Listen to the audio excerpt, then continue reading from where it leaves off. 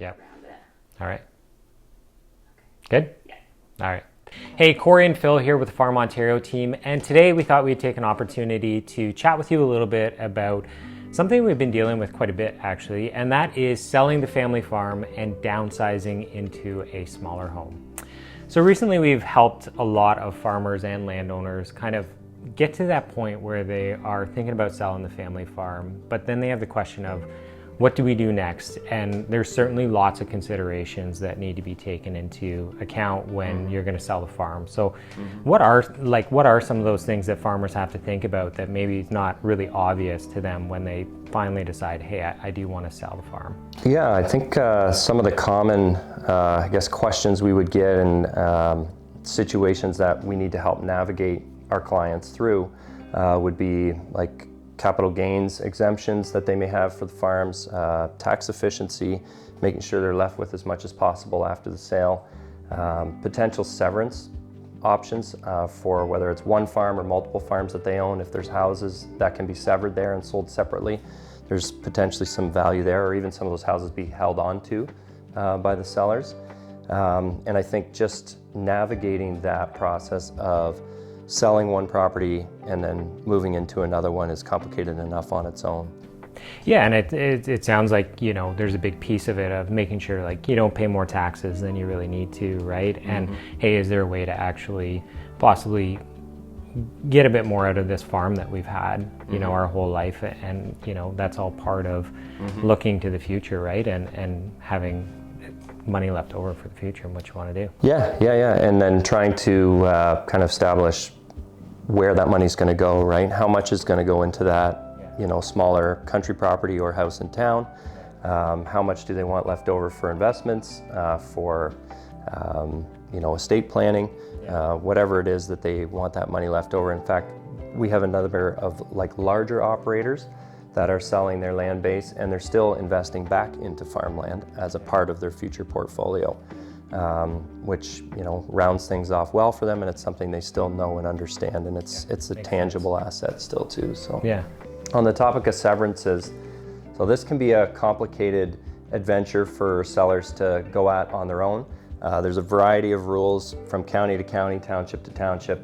It's rarely the same across the board, but it is a really valuable option to consider as a seller if you are able to sever your farmhouse from your farmland and sell the two as separate. We always say 2 parts are more valuable than the whole, so it's something that we're well versed in and can often help our sellers take advantage of. I think one of the last items on the list that we mentioned before was kind of navigating that process of selling the farm, downsizing into another property. Yeah, it's, you know, oftentimes I think farmers have been on their farm their whole life, and that's the lifestyle they've known. So to try and imagine a different life or a different lifestyle in a different home can be tough.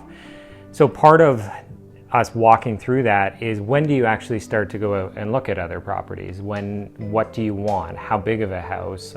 You know, oftentimes you're an empty nester now, whereas on the farm you raised your kids in that home, and maybe you're going to travel a little bit more. So those are all things that need to be considered.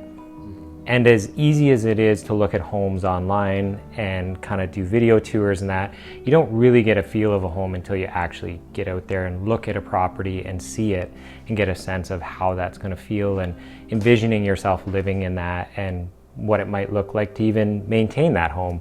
We've had some folks that have actually decided, hey, I'm going to sell the farm and we're going to travel a lot, so we're actually going to buy a condo in town so we don't have to do any of that. And there's other folks that really still want to be out in the farm.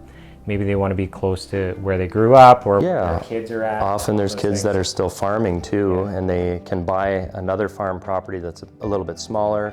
They can take advantage of some of that equity they had built up in the farm that they're selling, but still go into an ag property that maybe their kids can still run the ground there and take care of it, but they're able to draw some of that equity out of it and use it for the lifestyle that they're after. Yeah, absolutely.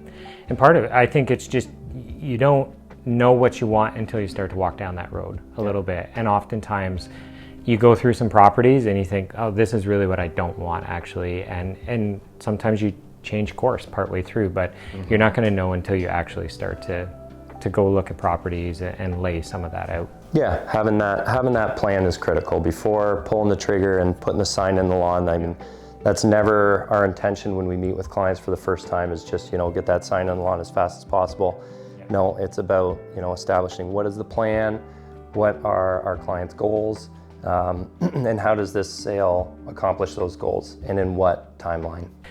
Everybody has a different plan or a different story that they want their kind of future plans to be. Yeah. And part of what we do is help them navigate that, and the piece that real estate plays in that whole role. So, like you said, a big piece of what we do is sit down with folks, and we don't just talk about selling your farm. It's help us understand the whole picture, where are you going in the future, and how can we help you with that? Yeah, totally. Yeah, it's critical in terms of making it just a successful process where afterwards, like, the seller's fulfilled and they are able to, look back on that and, be happy about the decision they made, and it's checked the boxes for them that they wanted to check. So, and excited about where they're going. Yeah, totally. Right. Yeah. And that's a big piece of the motivation, is like, hey, I've farmed all my life, I've worked super hard, and now I can pass this off to the next owner or whoever it may be, and I can go and do the next stage of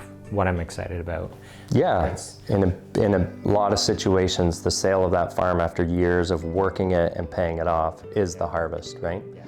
The harvest is the sale, and then reaping the benefits of that, and whatever those benefits might be. Thanks for joining Corey and I today for some of the questions surrounding selling a farm and downsizing into country property or a home in town, and navigating that whole process. We hope you found the discussion helpful. And if you are in the situation of selling and you need help, feel free to reach out. We'd love to be a part of the process. Yeah. Is that good? Yeah.